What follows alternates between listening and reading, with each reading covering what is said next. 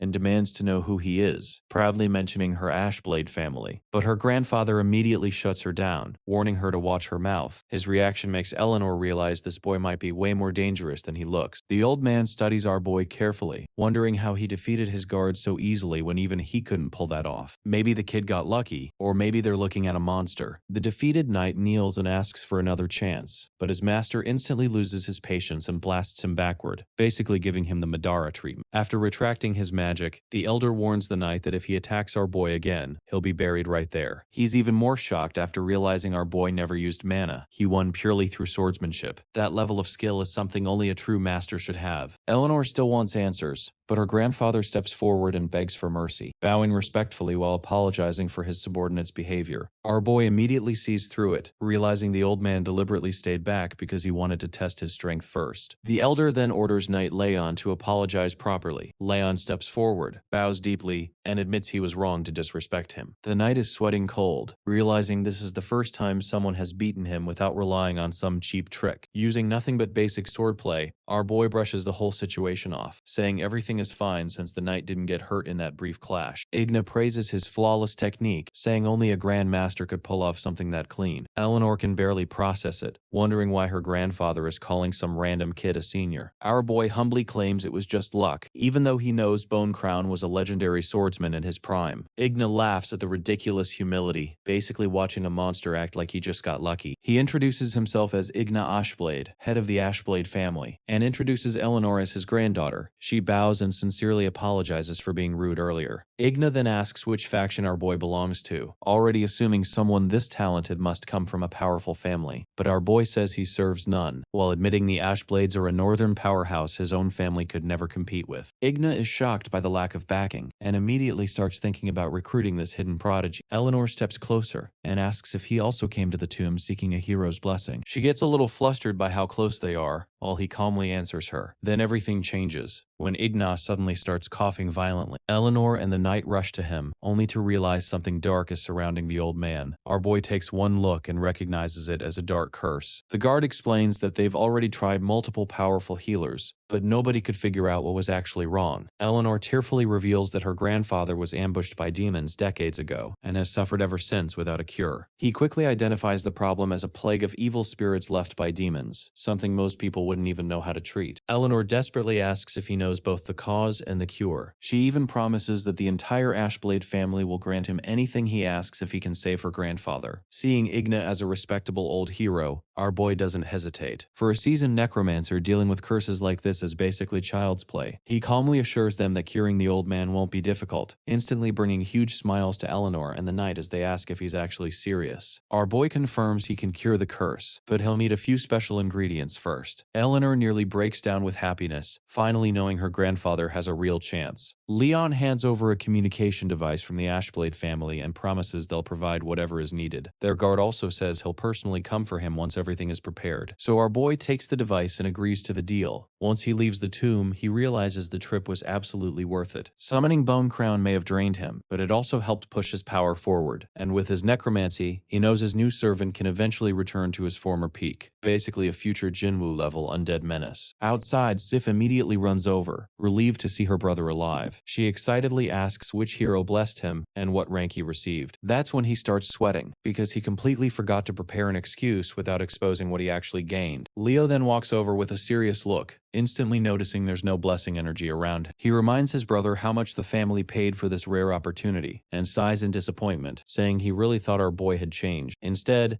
it seems the same damn failure came back out. Our boy awkwardly claims the heroes simply didn't like him, while privately knowing Bone Crown is worth far more than some ordinary blessing. Sif sadly suggests they head home, and he can only hope their mother doesn't go full Madara on him. That hope dies pretty damn fast. As night falls, a furious scream shakes the mansion before Della slams her hand onto the dining table, raging that a useless son will always be useless. Since he knows arguing will only make things worse, our boy stays quiet while she tears into him for wasting the family's money. Della orders him to leave for the Magic Academy in a few days so he can stop embarrassing the family. She storms away, telling him not to return unless he's forced to, claiming he ruined her appetite. Oddly enough, he finds the academy idea pretty funny. He remembers that the place could have materials useful for strengthening Bone Crown. Then Della mentions a girl named Claire, instantly reminding him of his past life, his former fiancé who broke off their engagement because he was considered useless, only to suffer a tragic fate later. He remembers Claire as a damn headache, and realizes his mother is basically sending him to be Claire's loyal servant to keep their family connection alive. Still, he doesn't care. Claire's mother treated him well in his previous life, so this time he's determined to save Claire from the tragic fate waiting for her. 3 days later, our boy arrives at the Seven Cities Magic Academy in the northern region. Founded by 7 independent cities, the academy is packed with elite students from the kingdom's most powerful noble families. For him, leaving home is actually perfect, since he can finally train freely and rebuild his power as the king of the dead. Then, a stunning black-haired girl named Ace of House Flora walks through the courtyard, instantly stealing everyone's attention. Students whisper about her beauty, while complaining that she's already engaged. Our boy simply watches the crowd, waiting for the right chance to start his own plans at the academy. Claire's advisor informs her that he was sent to accompany her. She spots him and immediately calls him a slacker, but the advisor reminds her it's a family order, and that despite his family's bankruptcy, his brother still has potential. Claire reluctantly accepts, deciding she can keep him around as her lackey and maybe use him to avoid some annoying people at school. Watching her attitude, he realizes Claire is still just as arrogant as he remembers. Then a familiar voice suddenly calls out to him. Eleanor rushes over, shocked that a powerful swordsman like him is attending the academy. She even assumes he must be on some secret mission involving demon-related families. He quietly asks her not to call him master in public, but she agrees and immediately does it again out of habit. When she asks what she should call him instead, he tells her to simply use his name. He then asks about her grandfather, and Eleanor happily explains that he's doing better and that her family is almost finished gathering the materials needed for his cure. Before they can talk more, Claire angrily calls from across the courtyard, demanding to know what he's waiting for. He says he's coming and jogs over, leaving Eleanor completely confused. The blue-haired girl watches Claire boss him around and wonders who this sassy girl is for daring to talk to her master like that. Meanwhile, Claire keeps complaining about his weakness, as other students start whispering about him walking so closely beside the beautiful Flora Eris. Then Anderson Rune enters the scene, and the students quickly point out that this arrogant bastard absolutely hates anyone who gets too close to Claire. Anderson flashes that fake-ass playboy smile the moment he spots Claire in the courtyard. He walks over acting all charming, asking why she didn't tell him she had arrived because he would have happily escorted her. Our boy watches him, and remembers how Anderson used to show off and humiliate him in his previous life. Same clown, different day. Claire is already done with him, and points toward the exit, telling Anderson to leave her alone. He gives her that creepy, obsessive look and starts talking about his feelings again. Claire finally snaps, telling him to get lost and making it clear she doesn't care that he's Lord Rune's son. Anderson takes the rejection badly, calling her ungrateful before reaching out to grab her by force. Though before he can touch her, our boy steps in and smacks his hand away with one clean move. He calmly keeps walking beside Claire while Anderson stands there holding his sore wrist, completely humiliated. One student quickly tells him exactly who interfered, the useless youngest son of House Morris. Anderson laughs at first, pissed that some nobody had the nerve to step into his business. He rushes over and grabs the boy's shoulder from behind, trying to intimidate him. Big mistake. Our boy slowly turns around, and the atmosphere instantly changes. A terrifying aura rolls off him, with those glowing blue eyes giving straight Jinwoo energy. The nearby students start panicking, knowing Anderson's reputation, and assuming this kid is absolutely cooked. Instead, he calmly tells Anderson to back off, since Claire already told him to leave her alone. He casually removes Anderson's hand from his shoulder, making the whole thing look effortless. Anderson demands to know who the hell he thinks he is, but the moment he meets that cold stare, his confidence starts disappearing. His henchmen quickly pull him back, reminding him that the courtyard is packed and House Floor is watching. Anderson reluctantly backs down, pretending the boy just got lucky. But while walking away, he's sweating, realizing that even from a supposed lackey, that glare felt straight up lethal. Once the group leaves, Claire calls our boy an idiot, complaining that even her family avoids trouble with Lord Rune, and he just dragged her into a bigger mess. He simply asks if she wasn't the one who wanted him to stay away from her. Claire fires back that he should worry about himself after pissing off Anderson. A cheerful blonde girl suddenly runs into the courtyard, calling out for Claire. Claire's usually cold expression instantly lights up when she recognizes her best friend, Anna. Anna looks at the boy beside her and asks who he is, so Claire introduces him as the youngest son of the declining Morris family, with absolutely zero warmth. Anna is shocked that she's finally seeing the famous useless young master, but Claire quickly tells her to keep her voice down. Claire then complains that her mother ordered her to look after him, and that having him around is nothing but trouble. Anna, meanwhile, finds the whole situation hilarious, thinking Claire basically got herself a personal helper. Our boy quietly watches Anna, remembering that in his previous life, she was a gold digger who helped turn Claire into a political pawn. He makes a mental note to keep a close eye on her. Once class begins, the theory lesson feels completely useless to him, but he remembers something far more valuable hidden inside the Academy's vault, the Tear of the Dead. That ancient soul crystal is exactly what he needs to massively upgrade Bone Crown, so stealing it becomes one of his priorities. After a while, the elderly professor finally wraps up the theory lesson and dismisses everyone. Anna stretches with a happy sigh, already celebrating the end of class, and saying she wants to go somewhere fun. She invites Claire along, but Claire acts responsible and reminds her that they came here to study and become powerful mages. Anna starts buttering her up, arguing that Claire is already talented enough and deserves a little break. Then Anderson jumps into the conversation, happily backing her idea and inviting both girls to a fancy first-day banquet at the Crystal Tavern. He claims it would be an honor to have them there. Anna pretends to be shocked by how expensive the place is, but Anderson casually brushes off the cost like money means nothing to him. From the back, our boy just watches the whole exchange. Anna keeps pushing Claire to accept, praising Anderson for generously covering everything before taking a cheap shot at certain useless people who can't contribute anything. With Anna constantly pressuring her, Claire finally gives in and reluctantly agrees to attend. Anna celebrates and drags her toward the exit, while our boy follows quietly behind them. Just then, his communication device lights up, and Leon informs him that all the materials needed for the cure are finally ready. He calmly tells the knight to meet him directly at the Crystal Tavern. Meanwhile, the students begin leaving the academy as the late afternoon sunlight covers the courtyard in gold. When Anna notices him still following them, she turns around and asks who the hell gave him permission to tag along. He completely ignores her and keeps watching Claire. He remembers that in his previous life, she mysteriously disappeared for several days immediately after this party. When she finally returned, she was deeply depressed and noticeably changed. Knowing something bad happened back then, our boy decides to stay close and figure out exactly what caused her disappearance. Anna gets pissed that he's ignoring her, while Claire tells him class is already over and he doesn't need to keep following her. Before anything else happens, Anderson steps in with a fake friendly smile and says it's fine, claiming the boy can come along if he wants. But behind that smile, Anderson is still furious about getting embarrassed earlier. He's already planning to make the bastard pay for it. Anna is completely sold on Anderson's fake gentleman act, hyping him up for being so generous and understanding. She reluctantly lets Rode come with them, though she keeps side-eyeing him and wondering if the bastard is secretly obsessed with Claire. The group eventually reaches the luxurious Crystal Tavern as the sky turns a deep reddish gold. The massive wooden doors swing open, and Anderson walks in like he owns the damn place. He immediately announces that everyone can eat and drink on his tab, earning cheers from the crowd crowd for his so-called generosity. While everyone gets comfortable, our boy quietly scans the tavern. Something feels off. Several rough-looking men are drinking around the room, and when he spots a blood-stained sword resting on one of the tables, he instantly realizes these aren't ordinary customers. The place is packed with real mercenaries, the kind of people who spend their lives fighting, killing, drinking, and chasing women. That makes him remember Claire's tragic fate from his previous life. Seeing her surrounded by these dangerous bastards, he starts suspecting her beauty may have been connected to what happened back then. Without wasting time, he grabs her arm and tells her it's getting late, suggesting they leave before her mother starts worrying. Before Claire can answer, Anna smacks his hand away and snaps that she's had enough of him. Following them was already annoying, but trying to drag Claire home before the party even started was apparently the last damn straw. Claire awkwardly backs Anna up, explaining that she already promised to stay for the party and can't just break her word. Anderson then steps forward, warning Rode not to push his luck. If he wants to leave, he can leave alone and stop ruining everyone else's night. Their argument quickly catches the mercenaries' attention. A rough-looking man walks over laughing, mocking the noble kids for leaving their comfortable homes just to party here. Then his eyes lock onto Claire, and his expression turns seriously creepy as he notices just how beautiful she is. Anderson immediately gets pissed and demands to know why the tavern manager is allowing these blood-covered mercenaries to stay inside. One of the men turns toward him with a murderous glare, demanding to know exactly what the brat just said about them. The terrified manager rushes to calm everyone down, quietly suggesting that young Master Rune return tomorrow when the tavern has been cleared. But one of the mercenaries' men immediately objects, saying backing down now would make their boss look weak in front of Claire. The manager then pulls Anderson aside and quietly warns him that these men are dangerous mercenaries from outside the region. Picking a fight with them would be a seriously bad idea. Anderson, however, has way too much pride to listen. He arrogantly asks whether a bunch of mediocre mercenaries really think they can challenge the heir of House Rune. One of the mercenaries responds by slamming his hand onto the table, making it clear that he doesn't give a damn who Anderson is. Today they control this tavern, so the nobles can get the hell out. That insult instantly sets off one of Anderson's guards. He charges forward, shouting that nobody in the entire region has the guts to disrespect House Rune like that. A loud crash tears through the tavern as the argument finally turns into a full-blown fight. Anderson's guard charges in, only to get folded within seconds and stomped into the floor by the mercenary. The whole thing happens so fast that Anderson just stands there speechless, completely stunned that these bastards actually dared attack House Rune. The mercenary casually pours his drink over the beaten guard, asking if the idiot had some kind of death wish for challenging them. He adds that if these pampered nobles had met them out in the wilderness, they would have been dead a long time ago. Our boy watches the chaos without saying a word, almost treating the whole situation like an interesting show. Meanwhile, Anderson desperately tries to calm things down, suggesting they speak peacefully with the squad captain. He reminds them that making an enemy of a lord would be a bad move. The mercenary bursts out laughing, telling him he isn't important enough to demand a meeting with Captain Kent of the Blood Mercenaries. Then the feared captain finally appears from the shadows, casually sitting there with a mug in hand and a massive sword strapped to his back. The moment Anderson hears the name Kent, his face goes pale. He remembers exactly who these people are, ruthless killers who don't hesitate to take noble lives when the price is right. Kent gives him a dark grin after recognizing Lord Rune's youngest son, making it clear that Anderson's life isn't worth much to him. The other nobles practically collapse from fear, realizing they've walked straight into a nightmare. Anna grabs Claire by the shoulders, shaking as she cries that they're completely screwed for picking a fight with the wrong people. The mercenaries start laughing at their panic, clearly enjoying how terrified the nobles are just from hearing their name. Anderson is sweating bullets too, but he can't afford to completely lose face in front of Claire. So, swallowing his pride, he bows and apologizes for his guard's attack, begging to settle everything peacefully in consideration of House Rune's reputation. Kent smirks and admits that Lord Rune has built a decent reputation lately, saying he'd even be willing to do him a favor. Anderson and the others immediately breathe again, praising him for somehow getting them out of the mess. But Kent's next demand kills that relief instantly. He orders the two girls to dance for his men and drink with them if they want everyone to walk away without punishment. Then he tells Anderson to personally invite the ladies, forcing him to use whatever influence the Rune family supposedly has. The mercenaries erupt into laughter, already excited at the idea of watching noble girls dance exclusively for them. Claire looks absolutely disgusted by the demand, keeping a hand against her chest while our boy remains completely calm. Anderson nervously tries to object, telling Captain Kent that his request is inappropriate, and reminding him that Claire is the Ares of the prestigious House Flora. One of the mercenaries tells Anderson to shut the hell up, asking if he's seriously trying to throw around his noble status over something as simple as a dance. The others desperately drop to their knees, begging Claire to just agree because they don't want to offend the Blood Mercenaries. Claire orders Rode to take Anna and leave immediately, confidently claiming the mercenaries wouldn't dare lay a hand on someone from House Flora. but our boy calmly gestures for her to relax, making it clear there's no need to go that far. Claire just stares at him, completely confused by how damn calm he is. Instead of leaving, he steps forward and directly tells Captain Kent to end the whole mess right there. Kent looks at the kid with pure contempt, demanding to know who the hell he thinks he is to give him orders. Anna instantly panics and yells at Rode, asking if he's lost his mind. She points out that Anderson already managed to calm things down and warns that Rode is about to drag everyone straight back into trouble. Then a massive bald mercenary steps forward,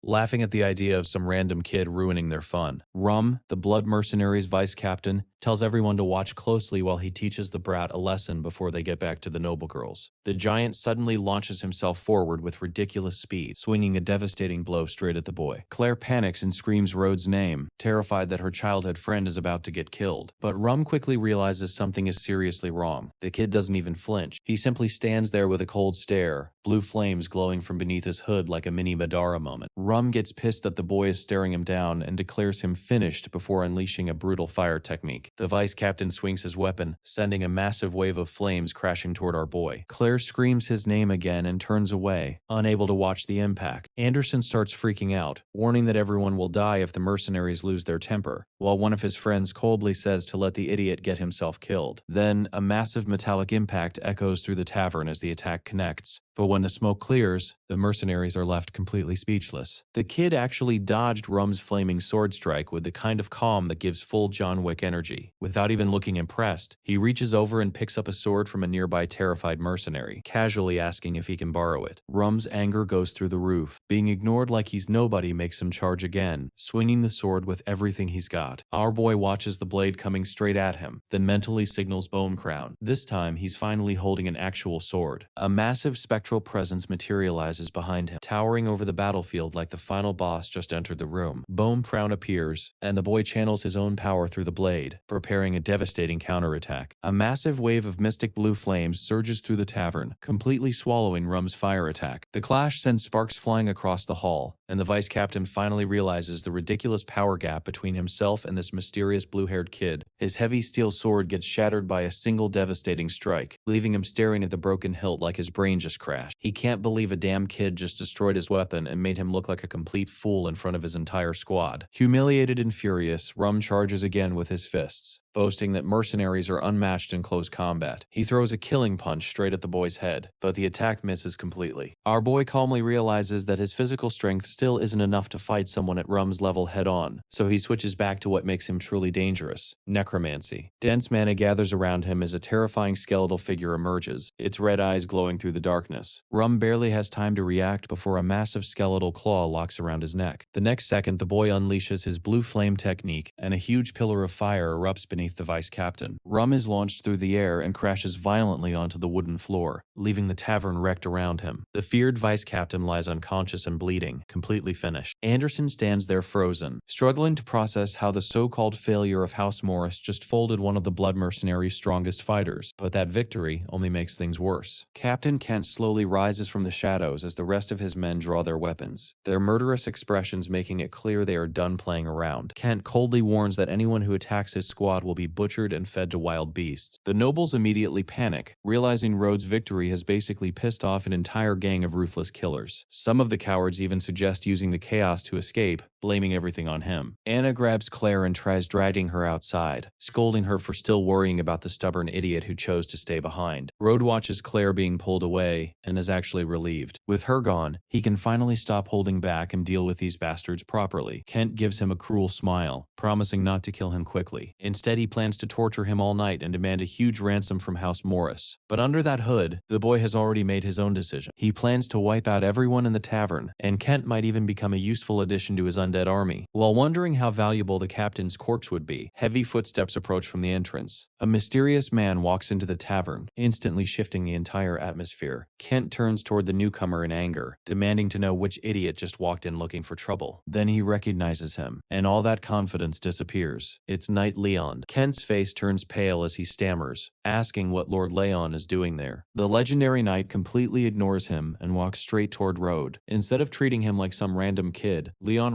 respectfully asks whether the mercenaries managed to hurt him. He even laughs at the thought, saying there's no way these men could have touched him because even Leon himself wouldn't survive a single strike from Road. Kent is left completely speechless. A warrior of Leon's status is showing the supposedly useless kid the kind of respect you'd expect for a king, and then he calls him master. Leon instantly loses his patience, demanding to know who gave Kent permission to threaten Road in the first place. He reveals that the boy is an honored guest of the mighty Ashblade family, and Kent immediately realizes he has seriously screwed up. House Ashblade basically runs the north, so one wrong move could get his entire squad erased before the day is over. Kent drops to his knees without wasting another second, begging Road to forgive his arrogance and stupidity. The other mercenaries just stare in disbelief, watching their proud captain bow before the same kid they were threatening moments ago. Kent even hands over the official Blood Mercenaries medallion as an apology, swearing that from now on, his entire squad will follow Road's orders. The offer actually makes sense. With Bone Crown already beside him, having a living mercenary squad under his command is way more useful than turning every bastard in the room into corpses. Road takes the medallion and decides to spare them, mainly because Leon stepped in. But forgiveness doesn't mean Kent gets off completely. A cold mystical wind moves through the tavern, and Kent suddenly feels his entire body freeze with fear. Blue flames begin surrounding him as the terrifying bone spirit emerges from the shadows. It attacks his soul directly, ripping through his resistance and draining his vital energy in seconds. Kent screams in agony, collapsing toward the floor as his strength is nearly drained away. Rhodes simply tells Leon that they're leaving, completely ignoring Kent's desperate cries for mercy. One of the mercenaries rushes over to his captain and tells him that the mysterious kid and the knight have already left. Still shaking, Kent realizes just how damn lucky they were. If they had pushed Road any further, the entire squad would have been wiped out. Leon then leads Road into a waiting carriage and explains that Lord Igna Ashblade is already waiting impatiently at the family estate. Soon, they arrive at the massive Ashblade mansion, sitting high above the city, looking every bit like the headquarters of a family that basically owns the north. Inside, Eleanor and her grandfather Igna are waiting for the treatment to begin. The moment she sees Road enter, her worried expression turns into pure relief, happy that her master finally made it. She presents a silver tray loaded with rare mystical materials and asks whether everything gathered will be enough for the purification ritual. She explains that those ingredients are extremely rare throughout the kingdom, and her family went through a massive effort just to collect them. Road takes one look at the tray and calmly confirms that the materials are sufficient. He then extends his hand, letting powerful blue mana flow over the collection as the purification begins. Old Igna sits stiffly in his armchair, sweating as the mystical ingredients begin giving off an eerie blue flame. Road's expression turns serious, and he orders everyone to back away so he can start the treatment. Spiritual energy quickly gathers around his body, and the whole room falls under the pressure of his necromantic power. Suddenly, a grotesque purple skull with glowing red eyes tears its way out of Igna's body. The horrifying apparition reveals the demonic curse that has been tormenting the old man. Road doesn't even hesitate. His hand ignites with blue flames as he reaches for the escaping spirit, then locks it down with chains made entirely of spiritual energy. The demon struggles like crazy, but there's nowhere to run. Our boy calmly tells the cursed spirit that escaping him was never an option. With the kind of control you'd expect from Jinwoo commanding his shadows, he crushes the creature's resistance without breaking a sweat. Eleanor watches in disbelief, finally seeing the disgusting spirit that had tortured her grandfather for more than 10 years. Even Leon starts sweating under that terrifying aura. He can't help remembering the time he was stupid enough to challenge this guy himself. The demon continues resisting, but Road simply questions whether it seriously thinks it can escape him. He closes his fist, violently compressing the spiritual energy until the monster's entire form starts breaking apart. Rather than letting the energy go to waste, he gathers every scattered fragment and condenses the demon's essence into a glowing sphere of pure power. Then, with precise control, he sends the concentrated energy straight into the precious blue gem on the tray. The transformation succeeds, and Road has successfully refined the Death Stone in this new life. His real goal is already clear: use its immense power to push Bone Crown even closer to his former peak. Leon is stunned that the spirit responsible for tormenting the Ashblade Patriarch for over a decade was extracted so damn easily. With the curse finally gone, Eleanor rushes toward her grandfather and anxiously asks how he feels. But before she can get too close, Rhodes suddenly tells her to step away from the old man for now. The order catches her completely off guard, leaving her standing there confused about what he could possibly be planning next. Igna's eyes suddenly go wide before he lets out a massive yell, releasing a huge burst of energy from his body. Eleanor immediately steps back, freaking out as she wonders what the hell is happening to her grandfather. Rode calmly explains that the curse had been draining Igna's life force for years. Now that the parasite is gone, all that suppressed energy can finally return. And it does. The old patriarch rises from his chair, surrounded by an overwhelming golden aura that makes his comeback feel straight out of a power-up scene. He stares at his own hands in disbelief, realizing his strength has returned, and he has even reached the peak of the intermediate archmage level. Igna laughs with pure excitement, admitting he never imagined he could still reach the advanced archmage realm at his age. Leon is equally emotional. He realizes House Ashblade had been pushed down by its rivals because of the curse, but now their entire situation has basically flipped overnight. Looking toward Rode with genuine gratitude, the knight knows this turnaround happened only because of his master's help. Eleanor rushes over to her grandfather, still trying to understand how someone who looked half dead moments ago suddenly became this powerful. Rode explains that the curse had essentially trained Igna's body for 10 years, and because the old man already had an incredibly strong constitution, removing it triggered a massive breakthrough.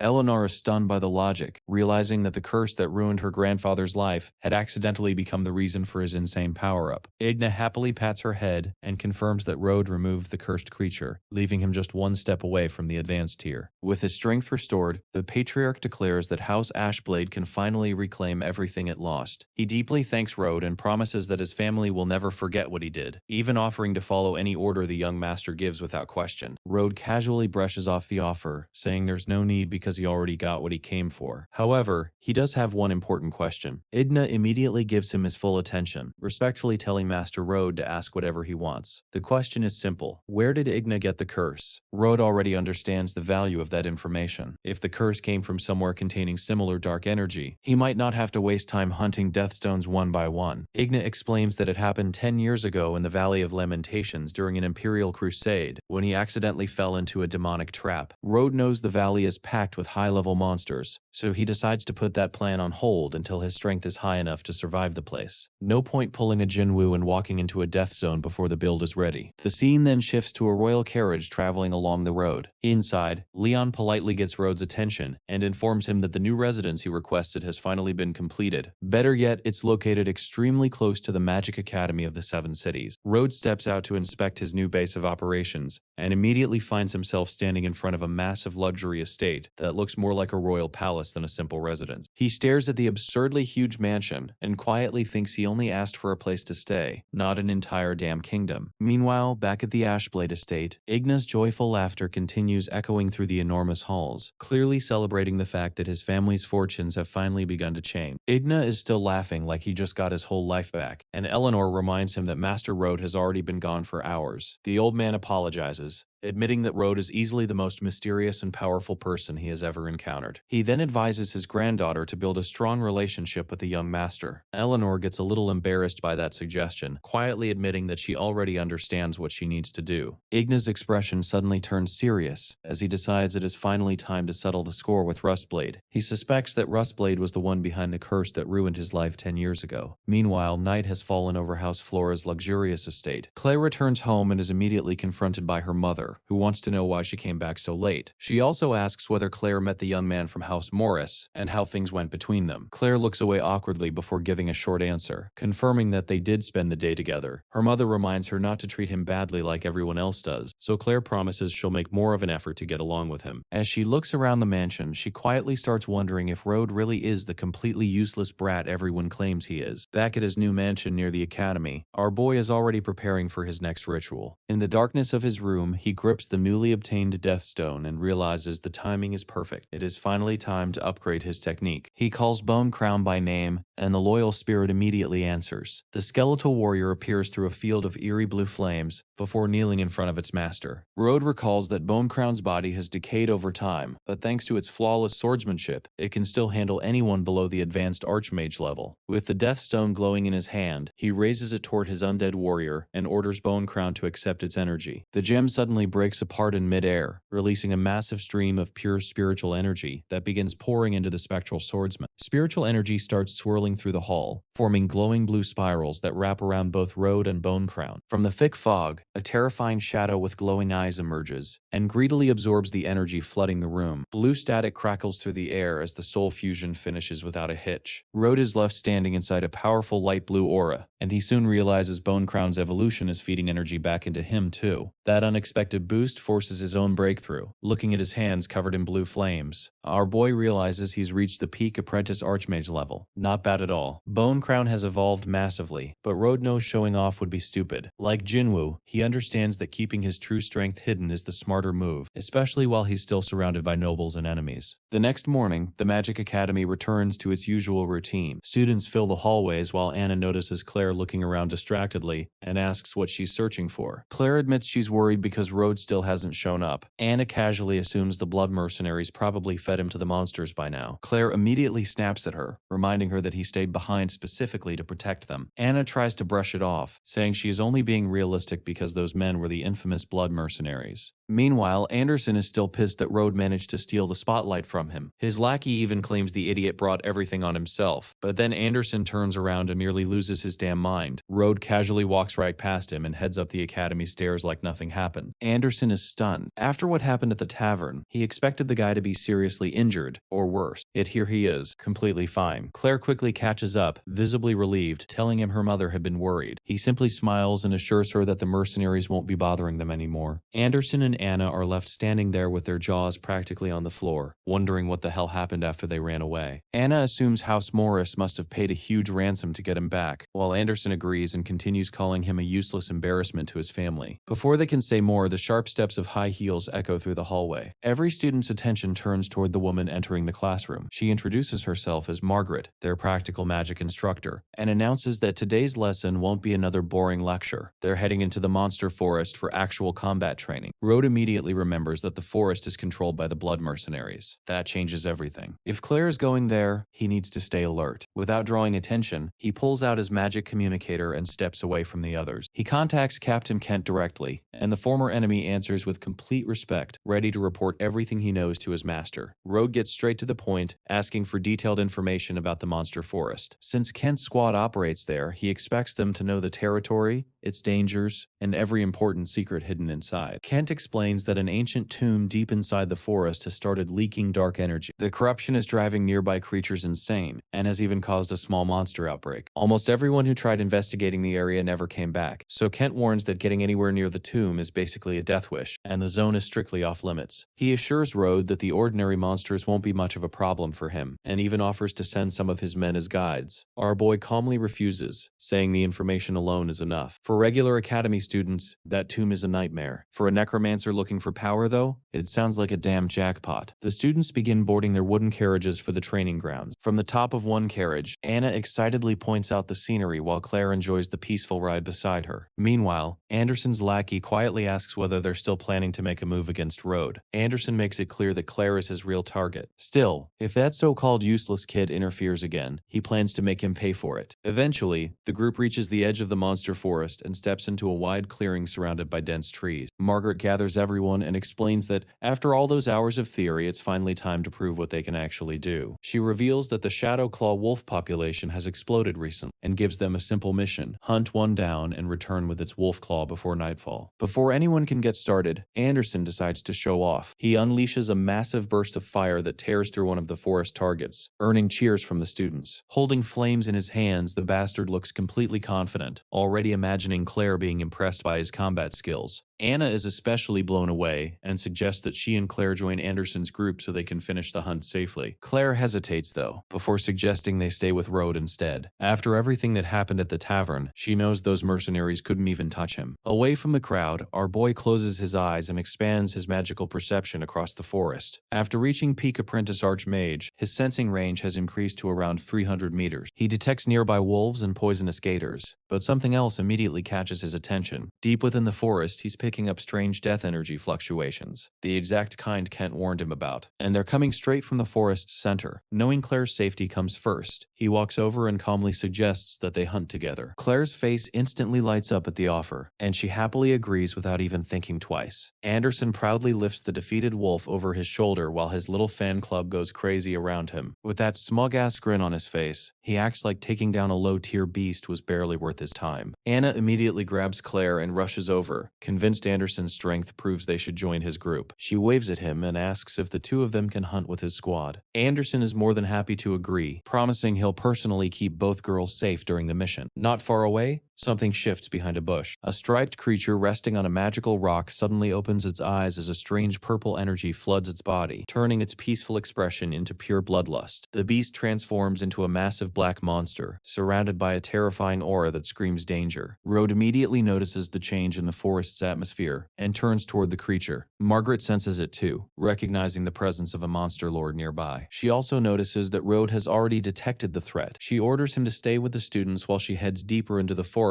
to hunt down the alpha monster herself. Anderson isn't happy about that at all, questioning why someone as useless as Rode should be responsible for protecting them when he already took down a wolf. Our boy doesn't even bother responding. He understands what's really happening. The death aura from the tomb is driving the local beasts insane, and these spoiled nobles have no idea what they're walking into. Anderson keeps showing off anyway, promising everyone he'll collect enough wolf claws for the entire group. But as they move deeper beneath the dark canopy, something feels seriously wrong. The forest has gone unnaturally quiet. Anderson finally notices it too, wondering where all the wolves that were everywhere just moments ago have disappeared. Then one suddenly launches itself at him. Instead of being cautious, Anderson sees another chance to play hero. He tells Rode to watch closely before channeling his magic and firing a massive fireball straight at the beast. The attack hits the wolf directly in the head, but when the flames clear, the monster is completely unharmed. Anderson's confidence instantly disappears. The wolf moves with frightening speed, rushing straight past him as his attack does absolutely nothing. He starts sweating, unable to understand how his fireball could one-shot normal wolves but barely even scratch this one. The beast turns around with glowing red eyes and unleashes a terrifying roar, its body completely consumed by the corrupted energy. Anderson freezes in fear, realizing he's way out of his league. That's when our boy steps forward. Blue flames suddenly gather around him as he activates Roaring Inferno. The intense mystic fire washes over the enraged beast, instantly suppressing its violent aura. The monster collapses to the ground, defeated in a single attack. Rode just gave the damn wolf the Jinwoo treatment. Anderson is left completely speechless. Claire can't believe he just destroyed the same beast Anderson couldn't even hurt, while Anna finally connects the dots. The reason he survived the blood mercenaries wasn't some lucky ransom deal. He was simply strong enough to survive them. Rode, however, isn't interested in their reactions. He notices there are far too many corrupted beasts gathering around the area, and fighting them one by one would waste too much time. So he decides it's time to summon his giant earth splitter. Rode suddenly takes off toward the deeper part of the forest, leaving Claire shouting after him and begging him to come back. But he keeps moving until the trees close in around him. Within moments, dozens of corrupted wolves surround him, their eyes locked onto him with pure bloodlust. Instead of backing down, our boy calmly summons his skeletal servant. The ground cracks apart as the massive earth splitter rises from below, its enormous bone claws tearing through the forest floor. Rode climbs onto the giant summon and gives it one simple order: eliminate every wolf contaminated by the dark mana. The earth splitter opens its massive jaws and unleashes a terrifying wave of blue flames before smashing the ground with enough force to send the entire wolf pack flying. Anderson feels the impact from a distance and immediately starts freaking out, hoping that monstrous thing stays far away from them. Claire is terrified for Rode, but Anna has a completely different reaction. She complains that he abandoned them and probably got eaten already. Then, realizing how helpless they are, she turns to Anderson and begs him to protect them. Anderson tries to act confident, but the cold sweat gives him away. He reluctantly promises to keep them safe. Deep in the woods, the earth splitter continues tearing through the corrupted wolves under his master's command. The massive undead creature moves through a cloud of blue mist like something straight out of Solo Leveling, wiping out every corrupted beast in its path. Once the area is cleared, Rode notices a few wolves that haven't been infected by the dark mana. Instead of killing them, he orders his servant to let them escape. The giant skeleton immediately stops, allowing the frightened animals to run toward the safer part of the forest. Back with the students, rustling bushes suddenly send Anna into another panic. She fears the giant undead monster has finally reached them, but when ordinary wolves burst from the trees instead, she nearly collapses from relief. Anderson quickly recovers his fake confidence and promises that he can handle a few normal wolves while keeping Claire and Anna safe. Meanwhile, Margaret is deep inside the forest, preparing to fight the monster lord. She gathers a huge amount of magic into her staff, her golden eyes locked onto the massive beast. With her full power focused into one attack, she unleashes a devastating celestial fire spell. A gigantic pillar of blazing magic tears upward and completely burns the monster lord to ashes. Margaret initially celebrates the victory, but her expression quickly changes when she notices the dark mana still lingering inside the creature. Something is seriously wrong. Then she senses another presence. Margaret's eyes widen as the sound of approaching hooves comes through the forest. From the darkness emerges a bizarre figure riding a skeletal horse, both surrounded by eerie light blue flames. Every step leaves glowing energy across the muddy ground. Margaret immediately realizes this isn't another monster. It's a legendary undead knight, awakened from the ancient tomb buried deep within the forest, and the true source of the dark fog. The knight's aura is on an entirely different level. Margaret can barely process it as she realizes the undead warrior possesses the power of an intermediate archmage. Its presence alone is enough to drive every nearby beast into madness. Even though Margaret knows the undead knight completely outclasses her, retreating would basically leave every student to die. So she decides to gamble everything and pour the rest of her mana into one final attack. Heat gathers around her staff until the air itself starts warping, and she unleashes her ultimate celestial fire meteor. A gigantic column of flame crashes down from the sky like a meteor, tearing through the forest and lighting everything up. The attack lands directly on the undead knight, swallowing him in a massive explosion of red fire. Margaret is left exhausted, but manages a hopeful smile, thinking she might have actually pulled it off. Yeah, not even close. The undead knight walks straight out of the flames without a single injury. Before Margaret can react, he swings his weapon and sends her flying through the forest. From the shadows, Rode watches the entire thing while the injured instructor crashes onto the damp ground. He calmly praises Earthsplitter for clearing out the corrupted beasts, and orders the giant skeleton to return. But the moment the summon disappears, he senses an insane surge of dark mana coming from the knight. Those light blue flames are carrying an aura far beyond what he expected, and now the real threat is finally coming for him. The undead knight raises his spear toward the young necromancer. Rode instantly realizes this isn't some mindless monster. The dark fog has awakened an elite warrior, and judging by its presence, this thing is on another level. With that cold Jinwu-like confidence, Rode declares himself the monarch of the dead and tells the knight to kneel. The undead warrior obviously gives zero fucks about the warning. It charges forward on its skeletal mount, driving its massive spear straight at him. The knight's body radiates a crushing blue aura as it unleashes one deadly thrust after another. Rode slips past every strike with precise movements, making the whole exchange look almost effortless. Their clash sends shockwaves through the forest, ripping cracks into the ground and throwing dirt and branches everywhere. While dodging, Rode studies the opponent carefully. The dark energy covering that knight is insanely dense, far beyond what someone at his current level should be able to handle. Even he realizes this enemy isn't something he can underestimate. From a distance, Anderson and the girls stare in complete disbelief as a gigantic vortex of dark energy rises above the forest. Claire covers her mouth, trembling uncontrollably beneath the overwhelming pressure. Whatever is fighting out there, its aura alone is enough to terrify everyone watching. Anderson points toward the massive whirlwind, realizing with growing panic that it's coming from the exact place Rode ran into alone. Meanwhile, Professor Margaret lies badly injured on the scorched ground, still forcing herself to watch the terrifying battle ahead. Even through the pain, she realizes the students are somewhere in that direction and tries to get back on her feet. She knows she has to stop the monster before it reaches them. In the ruined clearing, the young necromancer remains completely composed while facing the undead knight, who is still mounted on his spectral steed. He quickly figures out what happened. The dark fog has destroyed the warrior's sanity, leaving nothing but an instinct to hunt powerful opponents and grow stronger. Looking at the knight almost like it's already beneath him, he calls its current state pathetic and promises to end its suffering. The undead warrior lowers its spear and prepares another devastating charge. Through the blue mist, it struggles to speak, but the spiritual authority coming from the necromancer is obvious even to it. Still, the knight refuses to submit and launches its military charge, racing forward with enough force to kick up a huge cloud of dust as it aims straight for his chest. Knowing his current physical strength isn't enough to stop that attack head-on, he simply raises his flame-covered fingers. Instead of meeting force with force, he uses his memory echo necromancy and sends a powerful illusion directly into the knight's mind. A dark smile appears as he mentally tells the undead warrior to enjoy the little nightmare he prepared. The knight suddenly finds itself back on an old battlefield, surrounded by ruined structures and piles of fallen warriors. Through the illusion, it sees its own blood-covered hands while its former comrades suffer around it. Dozens of spectral soldiers surround the warrior, forcing it to relive the most painful memories buried in its mind. Rode's spell digs straight into its trauma,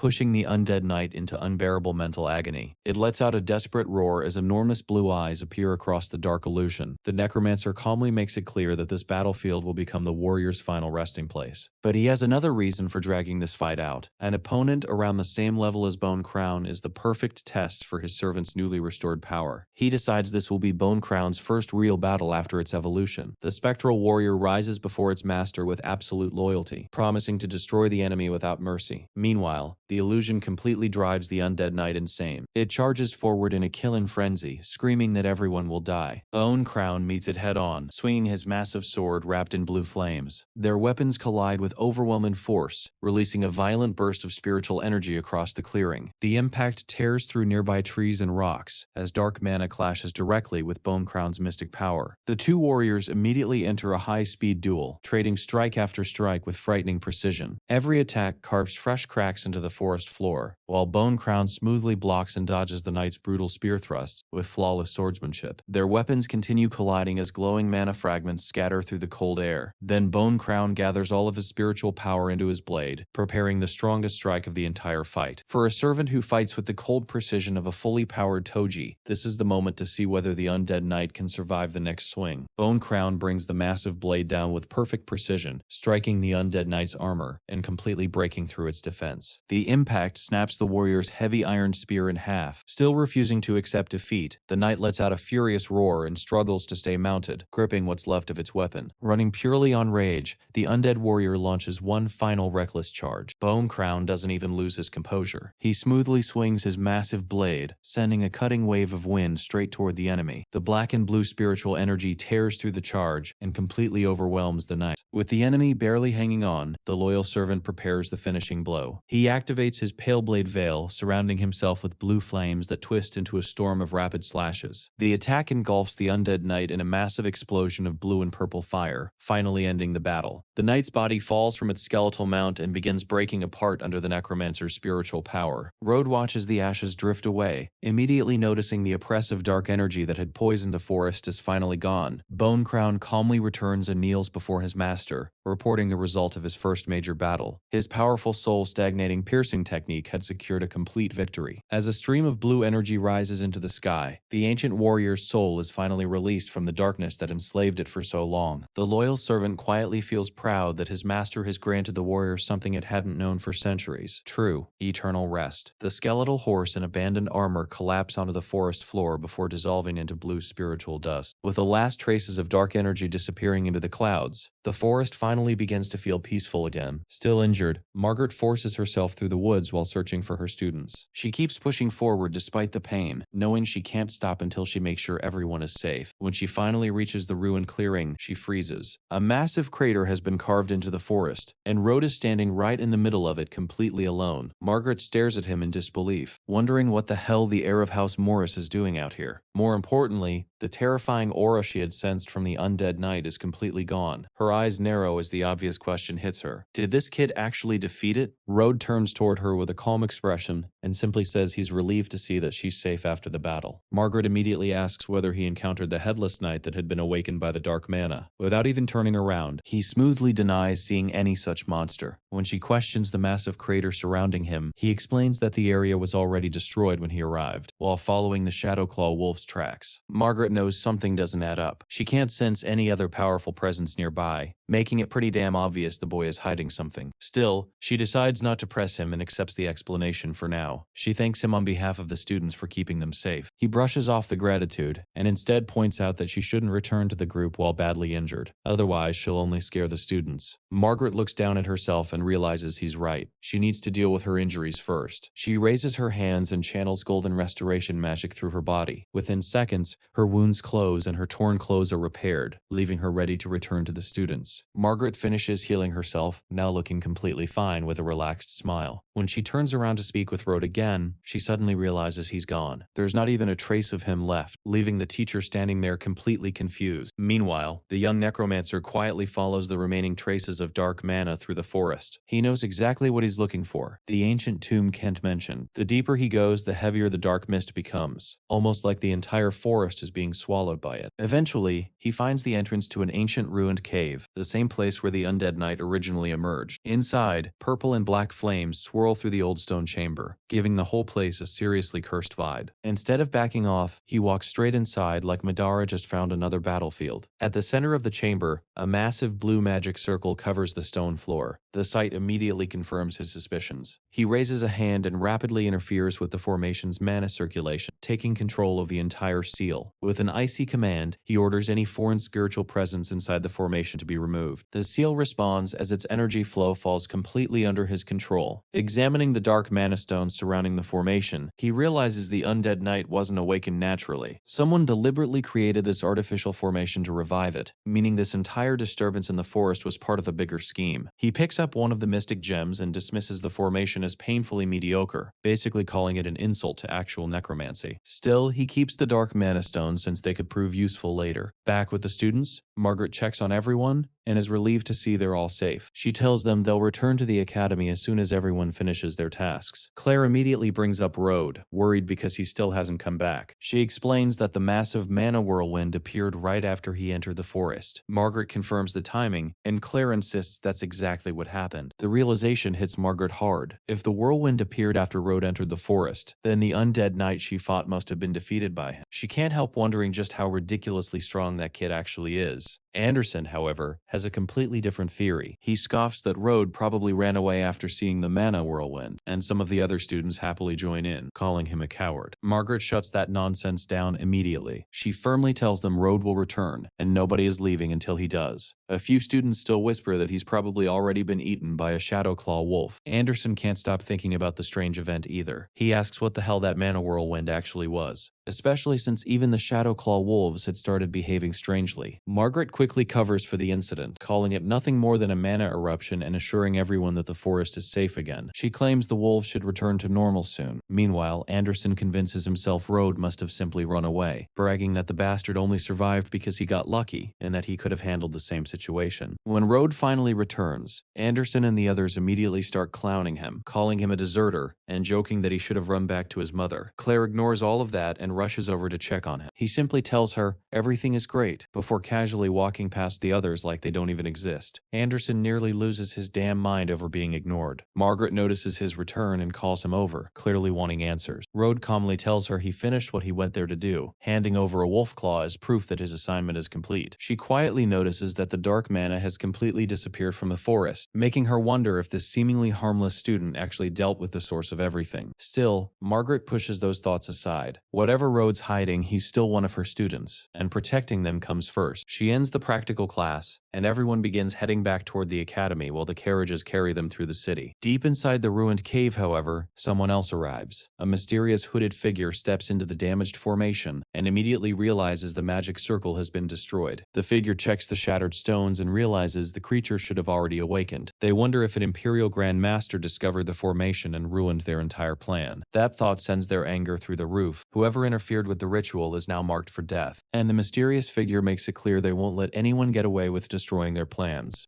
The following day, everything looks normal again at the Magic Academy of the Seven Cities. Road is still wondering how much Margaret managed to witness, but he decides to use the opportunity to ask her about the Tear of the Dead. Before he can get to that, a different commotion catches his attention. A sharp-looking blonde named Kaya walks through the courtyard, instantly becoming the center of attention among the female students. They can't stop talking about how he's nothing like the usual spoiled academy nobles. Anderson, meanwhile, looks ready to crash out. He complains that everyone only cares about Kaya because his brother is a powerful archmage. Seeing how much Anderson clearly hates the guy, Road casually asks if the blonde really bothers him that much. Anderson admits Kaya is his biggest rival, and insists he should be the one surrounded by all those girls. Road remembers that in his previous life, he used to feel the exact same jealousy toward Kaya, but this time things are different. Before the argument can die down, Kaya walks straight up to them with a sarcastic smile and casually tells them to move out of his way. Anderson takes that personally, snapping back that Kaya is the one who needs to move. The tension instantly shoots through the courtyard. The two stare each other down like they're one insult away from throwing hands, while the surrounding students start whispering nervously. Everyone knows both families hold serious power, so even a simple rivalry between these two could turn into a massive problem. Margaret soon shows up in the hallway questioning why the two nobles are blocking the entrance. She tells them to save their rivalry for today's combat class instead. Kaya immediately changes his attitude, politely apologizing to Professor Margaret before walking away. Anderson watches him leave and mutters that he's nothing but a damn show-off, while Kaya calmly promises they'll settle their differences during training. Margaret then looks through the crowd and stops her gaze on Rode, who's standing there completely unbothered. Later, he visits her private office, where she asks what he needs. Without wasting time, he requests a special pass to skip the afternoon combat class. Margaret gives him a knowing smirk, teasing that maybe he's trying to avoid trouble, or keep his real strength hidden from everyone. He doesn't even bother reacting to the tease. She quickly realizes that's obviously not the only reason he came, and calls him out for hiding something. With a slight smirk, Rode admits she caught him. He then asks whether she knows about an ancient artifact called the Tear of the Dead. Margaret confirms she does. The legendary item is stored inside the Academy Vault because, despite its enormous power, nobody has figured out how to use it. Curious about his sudden interest, she asks if he actually wants the artifact. Rode doesn't hesitate to admit that he does. Unfortunately, Margaret doesn't have enough authority to simply take something that valuable out of the vault, but she offers him another option. If he attends the afternoon combat session and reveals his actual strength, she'll introduce him to an influential old professor who might be able to help. Rode immediately realizes how slick and manipulative this teacher is, but with no better option, he accepts the deal. If getting the Tear of the Dead means showing off a little, then so be it. Later, the students gather inside the massive training gym. Eleanor Ashblade is already there, stretching in comfortable athletic clothes, while several boys quietly admire her. Her mysterious family's reputation is so high that even Kaya is said to respect them. Right then, Kaya approaches Eleanor and politely asks how her grandfather is doing. She thanks him for asking, and happily tells him that her grandfather is recovering extremely well. But the second Rode enters the gym, her attention completely shifts. Eleanor immediately recognizes her master and starts moving toward him. Before she can accidentally call him out in front of everyone, Rode subtly places a finger over his lips. She instantly understands and covers her mouth, keeping their connection hidden. Kaya is left standing there like an NPC who just got deleted from the conversation. He watches Eleanor ignore him for another guy and immediately starts wondering who the hell this seemingly insignificant boy is. The mood gets even more heated when Anderson storms into the gym, still pissed about Kaya's earlier taunt. He declares that Kaya is going to pay for embarrassing him. Kaya cracks his knuckles and accepts without hesitation, saying he's already in a terrible mood and could use the fight to let out some frustration. While everyone focuses on the upcoming duel, one of Anderson's lackeys approaches Rode, who's casually sitting on a bench. The guy reminds him that he also got in Kaya's way earlier and threatens to beat him up, ordering him to stand. Rode barely seems interested as a huge crowd gathers around the arena to watch Anderson and Kaya settle their rivalry. The combat instructor arrives to oversee the match, making one thing very clear. Whatever personal beef these two have, this is a physical combat arena, and magic is completely forbidden. Anderson grins confidently, claiming he's just as dangerous with his fists as he is with magic, and asking to begin the fight. The instructor turns to Kaya for confirmation, and the blonde accepts without even blinking. With both nobles ready to throw hands, the real showdown is finally about to begin. Anderson warns Kaya that he brought this on himself, so he better not complain about what happens next. The two step into the center of the arena as the entire class watches closely. Anderson keeps talking trash while Anna and Claire squeeze through the crowd for a better view. Claire asks why Anna seems so confident in him, and Anna admits she's worried because Kaya was trained in military combat by his older brother. Anderson suddenly rushes forward at ridiculous speed, looking completely unhinged as he throws a punch meant to crush Kaya's face. But Kaya stays ice cold, taking a clean combat stance and waiting. When Anderson swings, the blonde simply slips past the attack like Toji dodging an amateur, then uses the opening to deliver one perfectly timed punch straight downward. Anderson gets planted into the floor before he can even react. The girls immediately start cheering for Kaya, praising his strength and ridiculous skill. Anna is practically blushing as she tells Claire that he's handsome, powerful, rich, and basically her definition of Prince Charming. Kaya looks down at the defeated noble and tells him to quit because he's nowhere near his level. He then demands an apology for all the disrespect if Anderson wants to leave with any dignity. Instead, Anderson spits blood, loses whatever little composure he had left, and demands another round. Completely ignoring the rules, he rushes in from behind with a cheap sucker punch. Kaya notices it instantly and decides he's done playing around. Kaya spins and drives a brutal kick directly into Anderson's face, sending him flying across the arena. arena. The entire class goes silent, watching the heir of House Rune get publicly folded. Margaret watches from the side with a serious expression, carefully analyzing everything. Meanwhile, Anderson's lackey points toward Rode and threatens that he'll soon be on his knees begging for mercy too. The brute cracks his fingers and charges at him, warning him never to get in their way again. Rode remembers that in his previous life, he usually solved problems by sending an undead army after them, so throwing hands himself was rarely necessary. But that never meant he couldn't fight. He doesn't even bother calling a summon. The moment the lackey reaches him, Rode completely dismantles him with pure physical technique. The difference is so ridiculous that the brute barely understands what happened before getting launched across the arena. Kaya turns toward the sudden commotion and sees Anderson's lackey flying through the air. The man crashes into the stone wall hard enough to leave a massive crack before dropping unconscious amid the debris. The entire class stares in disbelief. Even Anderson, still lying on the floor after his own ass-whooping, goes completely speechless after witnessing just how insane House Morris's supposedly useless heir actually is. Professor Margaret's eyes go wide as she realizes just how insane that punch was. Claire and Anna are left completely speechless, barely believing Rode was the one who sent the brute flying. Meanwhile, the boy stands there like nothing happened, not even looking tired. He knows he held back as much as possible, but he seriously underestimated how damn fragile the guy was. Kaya walks over to the unconscious student, noticing the ridiculous damage from a single hit. He then turns toward Rode and asks if he's really the heir of House Morris. Kaya questions whether going that hard was necessary during a simple training match between classmates. Rode stays completely unfazed, casually assuring him that he already went easy and the guy will recover just fine. Then he adds that Kaya is probably the last person who should be lecturing anyone about excessive force. That little comment instantly hits a nerve. Kaya's expression turns cold as his killing intent starts leaking out. Anna immediately warns Claire that Rode just picked a fight with the worst possible person. The students begin whispering nervously, wondering how the supposed failure from House Morris has the balls to provoke Kaya. Even Eleanor covers her mouth in concern. But her worry isn't exactly what everyone expects. She wonders whether Rode might actually break Kaya if the fight starts. From a distance, Margaret watches with a knowing smile, clearly interested in seeing how far her student will go to earn the Terror of the Dead. Kaya's energy suddenly surges around his body, creating enough pressure for students across the arena to feel it. Everyone starts wondering if he's about to use the secret physical technique he learned from his brother, a style said to rival magic, despite requiring no mana. He launches forward at ridiculous speed, packing all his strength into one devastating punch. The students instantly realize he wasn't even serious against Anderson earlier. This is a completely different level. Rode doesn't move an inch. The crowd starts freaking out, convinced that one clean hit will send the House Morris heir straight to the hospital. Kaya's fist closes in on his face with enough force to crush solid rock, but Rode simply raises one hand and catches the attack. Just one hand. Kaya freezes in disbelief. His strongest punch, powerful enough to shatter stone, was stopped like it was nothing. The moment hits him like a reality check, and he quickly pulls back, creating distance. He can't understand how all those years of military training are apparently useless against the same guy everyone called a failure. Rode casually looks at him and points out that if Anderson had taken that punch head-on, he'd probably be bedridden for months. A few students immediately start coping, claiming Kaya must have been holding back so he wouldn't seriously injure his classmate. Kaya ignores them and gathers even more power into his right fist. Then he rushes in again, unleashing his chain fist technique. A rapid barrage of punches tears across the space between them, turning the entire area into a storm of attacks. But Rode moves with the same calm precision as John Wick avoiding a room full of gunfire. Every punch misses by inches as he slips around them without wasting a single movement. He figures that if Kaya is actually this strong, there's no reason for him to be this damn fragile. Finally, one of Kaya's punches connects. The impact sends Rode sliding several meters across the wooden arena floor, kicking up a cloud of dust. The students erupt in cheers, convinced Kaya finally landed the decisive hit. But Rode stops himself and simply stands there. No injury, no blood, not even a scratch. He brushes the dust from his clothes and looks at Kaya with complete boredom, basically asking if that was seriously the best punch he had. The cheering dies down. Kaya takes a step back, sweating cold as he realizes something terrifying. Rode just tanked the strongest punch he'd spent years training to perfect, and the guy still looks completely fine. Rode gives Kaya a cold look, making it clear that after taking all those punches, it's finally his turn to hit back. The moment he gets ready to move, Eleanor covers her eyes, already worried about whatever ridiculous destruction her master is about to unleash. He wanted to stay under the radar at the academy, but getting the Terror of the Dead means showing enough strength to get Margaret's attention. So this time, he decides to stop playing around. He launches forward with lightning-fast speed and throws a punch carrying absurd physical power. The force tears through the air as a massive shockwave spreads across the gym. Kaya barely has time to react before the punch reaches him. His eyes widen in pure panic. For the first time, he realizes he has absolutely no way to defend himself. The hit sends him flying across the gym before he crashes into the wooden bleachers, destroying the structure and filling the area with dust. When everything settles, Kaya is lying unconscious and bleeding, completely defeated by a single punch. Bro really got the Saitama treatment without even seeing the punch coming. Anna stands there completely stunned, unable to understand how the Academy's so-called failure just demolished someone as powerful as Kaya. Claire, meanwhile, watches Road with a serious expression, finally realizing his victory against those mercenaries back at the tavern was never luck. Several girls rush over to help Kaya, while other students immediately turn against Road. They accuse him of cheating and using way too much force, arguing that Kaya had supposedly been holding back because he didn't want to hurt him. Some even claim that in a real magic battle, Road wouldn't stand a chance. The crowd demands an apology, mocking him for being expelled from his own family and calling him disrespectful. He says nothing. Deep down, he remembers how in his previous life he would have simply summoned his undead army and wiped out every idiot talking shit. But before he can do anything, Eleanor storms into the center of the arena. She furiously tells everyone to shut up. Pointing at the crowd, she demands to know who gave them the right to judge Road after what he just accomplished. She reminds them that if Kaya's punch had landed on almost anyone else, they would have been seriously injured or even killed. So instead of running their mouths, they should be grateful the fight ended without something worse happening. The entire gym goes quiet. Nobody understands why someone from the respected Ashblade family is defending the boy everyone considers a failure. Eleanor doesn't care about their opinions. She grabs Road's hand and pulls him toward the exit, telling him there's no reason to waste another second arguing with people who don't matter. Under a sea of hateful stares, the two leave the training hall together. Meanwhile, Kaya finally regains consciousness, barely able to move. The humiliation burns through him as he repeatedly mutters Road Morris's name, already swearing that he'll make him pay for what happened. From a distance, Margaret watches the crowd disperse with a satisfied expression. What she witnessed confirms her suspicion about Road's real strength. Now she can finally arrange that introduction to the old professor. Later, Road walks beside Eleanor through the Academy's lavish halls. He calmly asks whether dragging him away like that was really a smart move. After all, her Ashblade family has strong ties with Kaya's allies, so openly defending him could potentially create problems for her family's business. Eleanor brushes the whole situation off, making it clear she never liked Kaya or his spoiled family in the first place. She then calmly tells her master that House Ashblade now stands with him, and anyone he dislikes can consider themselves cut off from her family. Road looks at her, genuinely surprised by that level of loyalty. He asks again if she's really okay with taking things this far. She gives him a bright smile and explains that after her grandfather recovered, her family became strong enough that they no longer needed to fear the consequences. The boy then pulls out the dark mana stone he found in the forest. He tells her he needs a favor from House Ashblade and warns that someone is using this dark energy as part of a hidden scheme. Eleanor immediately agrees, offering her entire family support without hesitation. That same night, Kaya sits in his room, still drowning in frustration over the humiliation. He grabs a communication device and contacts his older brother, angrily explaining how the so-called failure from House Morris beat him in front of Eleanor. He also points out that the two seem unusually close, insisting their family shouldn't tolerate an insult like this. His brother listens quietly before giving him a cold response. He already knows exactly what needs to happen. A dangerous man named Rene is about to pass through the region, and he promises to ask him for a little favor. Kaya immediately realizes who he means. The legendary assassin known throughout the Empire as the Direwolf. His brother confirms it, and Kaya breaks into a nasty laugh. With an assassin like that hunting Road, he's convinced the cursed Morris heir is about to disappear for good. While the two families begin moving pieces in the shadows, Road quietly enters Professor Margaret's office. She's standing near the window when he arrives, and she immediately praises his performance in the combat class, satisfied that her suspicion about him defeating the undead knight was correct. He just smiles innocently and avoids the subject, explaining that he only showed off because he really wanted the Tear of the Dead. Margaret then reveals that the artifact belongs to an old scholar and tells him to come along. She believes someone with his talent might actually impress the eccentric professor. As they walk through the Academy's ancient stone corridors, she gives him one warning. The old man has one hell of a personality. Soon, they reach the Academy's Magical Research Institute, an ancient laboratory packed with potions, strange equipment, and glowing glass containers. Inside, Margaret introduces Road to Professor Gustav, an elderly man dressed in dark robes who is busy stirring a massive potion with a tiny wand. Before she can properly finish the introduction, Gustav snaps at them, making it clear he has no patience for interruptions while working on his research. Margaret quietly leans toward Road and explains the important part. The Tear of the Dead belongs entirely to Gustav. If Road wants that artifact, convincing this eccentric old man is his problem. problem. While looking around, he notices a black cat lying inside a glowing green magic circle. From the setup alone, he quickly figures out what Gustav is attempting: resurrection magic. The professor pours a glowing yellow potion over the cat and desperately waits for its soul to return to the body. He watches every tiny movement, hoping for even the slightest sign of life. Instead, the resurrection formation suddenly collapses. Green lightning erupts throughout the laboratory, completely swallowing the room and turning Gustav's experiment into one hell of a disaster. Margaret cries out for Gustav, trying to shield herself from the wild magical energy left behind by the failed experiment. Gustav, completely crushed by another failure, can't understand what went wrong. The ancient texts clearly said life energy should stabilize the soul fragments, yet his experiment still collapsed. Margaret knows the old professor has become completely obsessed with resurrection magic, but despite spending years studying souls, he still hasn't made any real progress. Rode, however, immediately sees the problem. His thoughts are simple. The world's understanding of souls is ridiculously shallow, which explains why nobody has ever truly mastered necromancy here. Gustav stares at the potion flask, wondering if he somehow used the wrong amount. Convinced the cat simply lacked enough life energy, he adds even more of the magical liquid and tries again. That turns out to be an even worse idea. The experiment violently fails again, shattering the laboratory windows and filling the room with thick green smoke. Rode spots the fundamental mistake right away. Trying to force life energy into a dead soul is basically like trying to set solid ice on fire. Gustav loses his damn mind over another failure, desperately wondering where his calculations went wrong. After watching him repeat the same mistake, Rode finally decides to step in and calmly tells him to stop using those life energy potions. Gustav immediately snaps at him. Even if Margaret thinks highly of the boy, that doesn't give some random student the right to lecture him about his research. He reminds Rode that he hasn't even studied basic soul theory and knows nothing about resurrection magic. Basically, the old man tells him to come back when he actually knows what he's talking about. Rode doesn't even flinch. He explains that the animal is already dead, so pouring life energy into its soul only acts like poison. Gustav gets furious and argues that water from the fountain of life can heal any wound, so there's no way it could be harmful. Rode tells him to accept that the cat has already passed on. If he really wants to attempt resurrection, he should use ancient grave dirt in the formation instead. After all, nobody understands death better than someone who has mastered it. Margaret nearly has a heart attack hearing him talk to Gustav like that. She can't believe this idiot is casually correcting one of the Academy's most short-tempered professors. But Gustav suddenly goes quiet. Rhodes' words give him a completely different perspective on resurrection. Without wasting another second, the old professor grabs some ancient grave dirt and adds it to the magic circle. This time the green energy stabilizes. The cat's lifeless body slowly rises from the table, floating above the formation as a steady spiritual glow surrounds it. Gustav's eyes widen with pure excitement as he trembles, barely believing the experiment is finally working. Margaret watches in disbelief too, quietly realizing they might actually be witnessing a successful resurrection. Rode already knows the truth. If the cat had died only recently, this method could work naturally, but its soul has already scattered, making the process far more complicated. So while everyone watches, the young necromancer secretly gathers his own spiritual power. This is the part no textbook could teach. Only someone who truly understands death can pull it off. With the authority of an undead monarch, he silently commands the wandering soul to return to its body. A concentrated stream of spiritual energy immediately rushes into the cat. A moment later, its green eyes snap open. The experiment works. The black cat rises from the table and starts meowing like nothing ever happened. Gustav and Margaret are stunned by the result, but Rode knows the ugly truth behind his miracle. That soul isn't permanently restored. It's only an artificial revival, and the cat has roughly 7 days before that borrowed soul disappears. Professor Gustav and Margaret are left completely speechless after watching the impossible resurrection happen right in front of them. The old scientist grabs Rode by the shoulders, practically losing his mind with excitement as he demands to know who taught him that theory and where he learned it. Margaret proudly steps in and introduces the boy as young Morris. Gustav is even more stunned, declaring that Rode just shattered one of the Archmage's biggest beliefs and calling him a straight-up magical genius. Margaret can barely process how quickly the respected professor went from skeptical to fanboying over her student. Gustav presses for more, asking what other secrets the boy knows. Rode keeps his answer humble, saying he simply has a different understanding of death. That makes the old professor remember something important. Margaret had mentioned that the young man was searching for the legendary Tear of the Dead. Without wasting another second, Gustav pulls out a beautiful blue pendant containing the ancient artifact and holds it up. He tells Rode the tear can be his, but there's one condition. He has to become Gustav's personal assistant. In return, The professor promises him access to rare materials, giving them a chance to push resurrection magic into completely new territory. For Road, that deal is basically a free pass to the resources he needs for his necromancy. Margaret immediately objects, pointing out that Road is still a rookie. Gustav shuts her down, telling her to stop talking because she clearly doesn't know how to recognize a genius. Margaret is visibly pissed at the old man's attitude, but he completely ignores her and keeps his attention on Road. The boy accepts the offer with a polite smile, saying it would be a huge honor to work beside someone of Gustav's level. Internally, though, he's already seeing the bigger picture. An official position, access to a private laboratory, and unlimited research materials would make his necromancy plans way easier. Gustav then hands him a beautiful golden key and tells him he can use the facilities whenever he wants. He proudly shows off the massive laboratory before officially naming Road his head assistant. Margaret watches the whole thing like she just got hit with a plot twist. Her student had walked into the room looking for one artifact and somehow walked out as her coworker. Meanwhile, Gustav looks completely satisfied with his new discovery. 2 days later, the scene shifts to the Crystal Tavern. The place is unusually quiet as Kaya sits alone, casually sipping red wine while waiting for the person he called. After a while, the waiter approaches and informs him that his guest has finally arrived. Kaya immediately tells him to send the man in. The private room door opens, and a mysterious figure in a dark cloak steps inside. The man's presence alone makes it obvious this isn't some random visitor. Kaya's little revenge plan has officially entered its dangerous phase. Rini is the infamous hitman known across the Empire for being cold, precise, and damn near impossible to survive once he takes a contract. Kaya gets to his feet, welcoming the assassin and saying he's heard plenty about the legendary direwolf. Reni barely reacts, casually blowing out cigarette smoke before telling him to skip the compliments and get straight to the point. Kaya is clearly pissed by the disrespect, but he swallows his pride and slides over a heavy bag containing the initial gold payment and Rhodes' information. He explains that the rest will come after the job is done, then hands over the target's photo and file. To Kaya, Rhodes is nothing more than useless trash from a declining noble family who somehow ended up at the academy. Reni actually laughs at the request. A powerful family heir hired the direwolf to kill some broke academy student? He calls it a childish waste of time and says the kid isn't worth the trouble. Kaya pushes harder, reminding him that Rhodes has managed to get close to Eleanor Ashblade. He also makes it clear this mission comes directly from his older brother. The moment Reni hears the Ashblade name, his attitude changes. He understands that this isn't some random schoolyard grudge anymore. Since the order came from Kaya's brother, he accepts the contract but demands a final payment of 5,000 gold coins. Kaya agrees instantly, caring about only one thing, seeing Rhodes Morris dead. He asks for the assassination to be clean and discreet. Reni assures him that professionals protect their clients' identities, then turns away with a creepy little smile, confidently claiming he's the best and has never failed a mission. Kaya quietly burns with hatred, remembering how Rhodes humiliated him in front of Eleanor and the entire academy. As far as he's concerned, tonight is where that bastard's story ends. Later that night, Rini watches the Magic Academy of the Seven Cities from a rooftop. After checking his mask and reviewing the intel, he moves into a dark alley along Rhodes' usual route back to the dorms. The assassin waits patiently, already imagining that final payment. Meanwhile, Rhodes is casually heading home while thinking about Professor Gustav's ridiculous energy and how much research has kept him too busy to properly use the Tear of the Dead. Then he suddenly stops. His expression turns cold as he senses something wrong nearby. Someone is there, and unlike most assassins, this guy isn't even bothering to hide his killing intent. Rhodes immediately recognizes that the attacker is seriously strong. Before he can say anything, a red streak tears through the darkness straight toward his neck. He slips past it effortlessly, wondering if this assassin was sent by the mysterious mage behind the forest's ruined formation. Still completely unfazed, he stretches out his arm and figures the employer doesn't really matter. Whoever sent this guy can be dealt with later. First, he'll simply force the answer out of the assassin himself. From the rooftop, Rennie mocks him, saying Rhodes picked a perfect alley to become his grave. The response is nothing but an icy stare. That calm expression pisses Rennie off even more. The assassin launches himself from above, his claws glowing with red energy as he unleashes his secret shadow assassination technique. A barrage of razor-like red slashes tears through the alley toward the target, but when the attack settles, Rhodes is still standing. He has caught the assassin's weapon bare-handed, looking more like Jinwoo judging a weak challenger than someone who was just attacked. Rini freezes in disbelief. Nobody should be able to stop that attack with one hand, especially not some academy kid. Rhodes doesn't even bother raising his voice. He simply orders the assassin to reveal who sent him. Then, with nothing but his fingers, he crushes the weapon itself and casually throws the broken pieces onto the ground. For the legendary direwolf, the job just went from an easy assassination to a very bad fucking night. Rini is sweating his ass off now, completely overwhelmed by the boy's ridiculous strength. He jumps backward to create some distance, wondering if he's actually dealing with an intermediate archmage. Whatever the answer is, His survival instincts are screaming one thing. The assassin turns into a black blur and bolts through the alley, using every bit of speed he has to disappear into the shadows. Rhodes simply watches him flee, completely unfazed. If this guy refuses to talk willingly, then he'll just have to make him talk. Dark spiritual energy spreads across the stone walls and ground. A massive shadow suddenly rises directly in Rini's escape route, taking the form of a terrifying skeletal warrior. The assassin freezes as the summon blocks his only path out, its enormous weapon already raised. With one precise swing, the warrior sends Rini crashing onto the ground. The skeletal knight plants its huge blade against his neck while Rode calmly asks if he's finally ready to talk. Bleeding and barely able to move, Rini starts begging for his life, warning that his clan will come after the boy. Rode doesn't even flinch. He points the sword toward the assassin's face and makes it clear that refusing to cooperate will only make things worse. Then a blue glow gathers around his hand. Rode activates Memory Echo, reaching directly into the assassin's mind. The memories reveal everything: the tavern meeting, Kaya's involvement, and the plan created by his clan to have Rode eliminated. Now the situation makes perfect sense. Kaya and House Shadowthorn didn't just hire an assassin, they basically signed their own damn death warrant. Rini desperately begs him to stop, throwing out one last threat by mentioning his leader, Lord Bruce, and the man's overwhelming strength.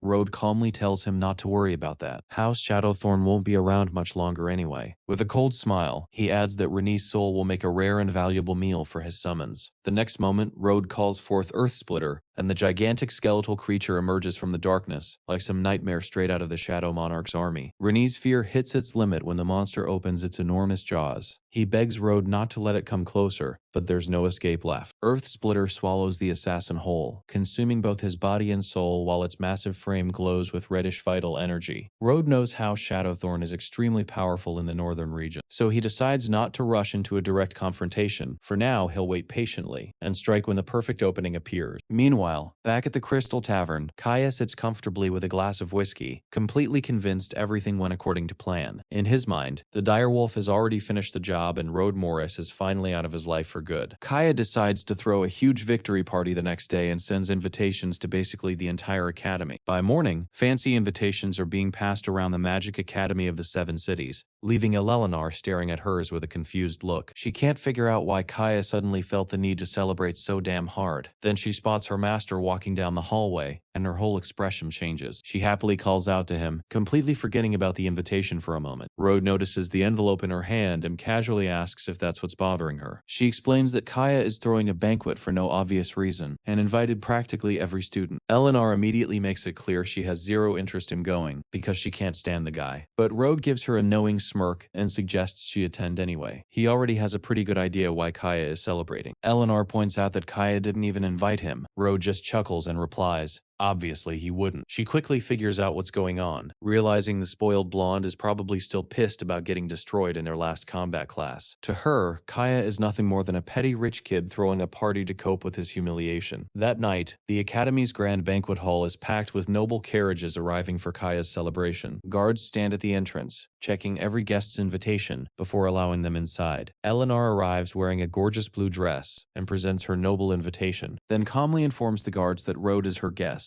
One guard immediately recognizes the Ashblade name and realizes that refusing her would be a pretty damn stupid move. Before he can say anything else, another guard whispers something into his ear. His entire attitude changes instantly. He bows respectfully and welcomes Eleanor and her special guest inside. Rode thanks her for getting him through the entrance, while she laughs and apologizes for the hassle caused by him not having an official invitation. The two head inside toward the lavish banquet. Meanwhile, upstairs in a private dressing room, Kaya is busy fixing his clothes in front of a mirror. He's clearly waiting for one particular guest and anxiously asks his servant whether the assassin has returned yet. The servant nervously explains that Rini hasn't been seen since leaving the previous night. Then, with the caution of someone who values his life, he asks whether there's any chance the mission failed. Kaya completely loses his shit, ordering him to shut up. In his mind, there's no way the legendary direwolf could lose to someone as pathetic as Rode. He tells the servant to keep the second payment ready, because Rennie should be showing up any moment. Still convinced his revenge went perfectly, Kaya heads downstairs to welcome his guests, having absolutely no idea that his so-called unbeatable assassin has already become part of Rhodes' undead collection. The banquet hall is packed with young nobles enjoying wine, music, and expensive food. Under the golden lights, Kaya watches everyone with a smug grin, already convinced Rhodes is dead. In his mind, nothing can stop him now from winning Eleanor and eventually getting his hands on the Ashblade family's wealth. Across the room, Anna and Claire casually drink while wondering what the hell could have happened for Kaya to suddenly throw such a massive party. Then Eleanor walks in wearing an elegant blue dress, instantly stealing everyone's attention. Kaya practically locks onto her, convinced his dream of joining the powerful northern family is finally within reach. He approaches with a charming smile and offers her a glass of red wine, hoping to impress her with a little toast. Eleanor doesn't even entertain the idea. She coldly refuses the drink and rejects him right in front of everyone, leaving Kaya awkward as hell. Before he can recover, a familiar voice comes from the shadows. Someone casually accepts the drink in her place. Kaya freezes the moment he recognizes that voice. Rode steps out of the darkness holding a wine glass, calmly asking if Kaya would like to drink with him instead. The sight hits Kaya like a Jinwoo-level nightmare, and the bastard literally trips over himself before crashing onto the floor and knocking over several bottles. Shaking badly, Kaya points at him and asks whether he's actually human or some ghost that came back from the dead. The boy slowly walks closer with an ice-cold stare, casually asking what Kaya thinks he is. Kaya can barely get the words out, insisting Rode should be dead and desperately asking where Rennie is. Rode calmly asks if he's talking about the elite assassin who tried to kill him on the road. Then he drops the broken pieces of Renee's dagger right in front of Kaya. The moment Kaya recognizes the weapon, his face completely loses its color. The Empire's legendary assassin had actually failed. He desperately demands to know what happened to Renee, but the answer is already obvious. Rode's cold stare suddenly carries the same kind of pressure you'd expect from Madara when he stops playing around, making the entire hall fall silent. Eleanor also recognizes the name and immediately realizes who Rennie really is, the infamous assassin known throughout the Empire. She crosses her arms and demands that Kaya explain why someone like that was targeting her master. Completely cornered, Kaya starts sweating and desperately claims there's been some huge misunderstanding. Eleanor isn't buying a single word. She's genuinely disgusted that he would stoop so low as to secretly order Rhodes' assassination. Kaya shakily points toward the boy, begging Eleanor to at least hear his explanation. She shuts him down instantly, telling him to stop with the pathetic excuses. Now she finally understands the real purpose behind this ridiculous banquet. It was never a victory party. Kaya planned to celebrate Rhodes' death. Eleanor then delivers the final blow, revealing that she'd already spoken with her grandfather. From this moment forward, House Ashblade is cutting ties with Kaya and his allies completely. Kaya's face twists with pure hatred as the alliance he'd been chasing falls apart, and naturally, he blames Rode for every bit of humiliation. The boy doesn't even bother reacting to his rage. Eleanor simply turns away and calmly calls for her master to leave with her, walking out of the banquet without giving Kaya another damn second of attention. The female students are left completely stunned, whispering about how Eleanor could really throw away such an important noble alliance just to stand beside Rode. Claire watches the two leave, quietly realizing something feels seriously different about the guy she used to know. This version of Rode is nothing like the weak, useless boy from before. Under the quiet moonlight, the two walk away from the banquet while Eleanor keeps venting about Kaya's cowardly behavior. She can't understand how those idiots could be so damn confident when they clearly had no clue what her master was capable of. Rode, meanwhile, keeps thinking about Rennie. An assassin that skilled wouldn't have been sent by Kaya alone. The more he considers it, the clearer it becomes. The Shadowthorny clan was behind the whole operation. Their real target was probably House Ashblade, and by interfering, he accidentally wrecked their entire plan. Eleanor catches on as well, almost laughing at how stupid their enemies were. They apparently thought her family was vulnerable just because her grandfather had been injured. She sincerely thanks Rode for saving him, then makes her loyalty crystal clear, promising that House Ashblade will carry out whatever he commands. He stays silent for a moment, considering her words. Then his expression turns ice cold. If Shadowthorny wants a war, he's more than happy to give them one. His only wish now is to see the entire clan wiped off the map as soon as possible. Meanwhile, inside the Shadowthorny family's dark mansion, Kaya desperately contacts his older brother Lord Bruce. He explains that Renee failed, and Rode showed up alive at the banquet, meaning the assassin must have been taken down by the boy himself. Bruce refuses to believe it. In his mind, the assassin he personally chose was far too powerful to lose to some academy rookie. But Kaya is already falling apart, screaming from his bed that House Ashblade has cut them off and blaming Rode for destroying everything he had. Bruce finally realizes how serious the situation has become. He coldly tells his younger brother that he's returning to the city immediately. That single statement gives Kaya a fresh dose of hope. A twisted smile spreads across his face as he imagines his older brother crushing Rode without mercy. 2 days later, the scene shifts to the Academy's advanced research labs. While working, Rode can't help wondering why Kaya has gone completely silent. House Ashblade has already moved against Shadowthorny, so there was no way that arrogant bastard would simply accept the humiliation. Something was definitely brewing behind the scenes. Before he can figure it out, Professor Gustav rushes in with a notebook, clearly excited about his latest research. He tells both Rode and Margaret that they're leaving immediately because he needs to restock some rare materials at the magic market. Margaret Margaret explains that the magic market isn't some ordinary shopping district. It's an exclusive trading hub where rare magical resources are exchanged, and only people with enough influence or power can freely enter. Since Rode is now Gustav's official assistant, she figures the trip will be a perfect chance for him to see a completely different side of the magical world. That catches him off guard. In his previous life, he had never even known such an exclusive market existed in the northern region. Apparently, there's still plenty about this world he hasn't discovered yet. Soon, their mystical carriage races along the stone roads toward the famous city of Nate, carrying the three of them toward whatever trouble or opportunity is waiting there. Nate is basically the commercial capital of the north, with merchants from all over the region gathering there to sell anything imaginable, as long as the buyer has enough cash. Because of that, mages from across the empire constantly visit the city searching for rare treasures, turning the place into one giant chaotic magical marketplace. Walking behind Margaret and Gustav, Rode takes in the massive architecture of the main artifact building. The moment they enter, a long-bearded employee recognizes Gustav and immediately lights up. He rushes over to greet the famous Academy scientist with a respectful bow, making it pretty obvious that the old man is a VIP around here. The market manager soon arrives with a polite smile, but Gustav isn't interested in wasting time. He tells the man to skip the small talk and take them inside because he couldn't care less about the cheap junk displayed near the entrance. The manager quickly agrees and leads them into a massive showroom packed with magical items. Gustav barely gives the displays a glance. He waves them off and demands materials filled with life energy, along with death-related ingredients, such as ancient grave dirt. The staff immediately gets to work while Rhodes scans the shelves. His attention lands on a glowing bone. After looking it over, he realizes it's nothing more than a rare swamp gator bone. That's when his excitement completely dies. For a market hyped up this much, the selection is honestly mid. He thinks a true magical artifact should possess enough power to accomplish something practically impossible, the kind of treasure thousands of people would be willing to kill each other over. And right now, he hasn't seen anything remotely close to that level. Then an argument nearby catches Margaret and his attention. One man angrily claims he spotted a life crystal first, while another fires back that nobody owns it because the payment hasn't even been made. Margaret asks who the loudmouth is, and the manager explains that it's Professor Ball, Gustav's longtime rival. Apparently, the two old men are constantly fighting over rare materials like a couple of immortal toddlers. Rode looks toward the large glowing green ore and immediately realizes something is off. Despite its appearance, it isn't a life crystal at all. It's crystalline wind ore, the kind of fake treasure elves use to trick people. Gustav recognizes the scam too, and immediately calls Ball an old vulture, asking if he really has to snatch everything that catches his eye. Ball only gives him a smug smile, arguing that whoever gets there first has the right to it. Then he hits Gustav with the obvious comeback. How can the old man complain about theft when he hasn't even paid for the material himself? Gustav grits his teeth at Ball's smug little remark, clearly pissed off but struggling to find a comeback. Before the argument gets any more ridiculous, Rode calmly steps in and points out that the so-called life crystal isn't a life crystal at all. It's merely disguised crystalline winder. Gustav immediately turns toward him, surprised by the confidence, and asks whether he's absolutely certain. The boy doesn't hesitate for even a second, confirming that he's completely sure. Hearing that, the professor realizes the stone isn't worth the 3,000 gold coins being demanded. Instead, he decides to let Ball buy it and take the loss himself. He then asks the market manager who currently owns the supposed life crystal. The employee awkwardly explains that according to the shop's rules,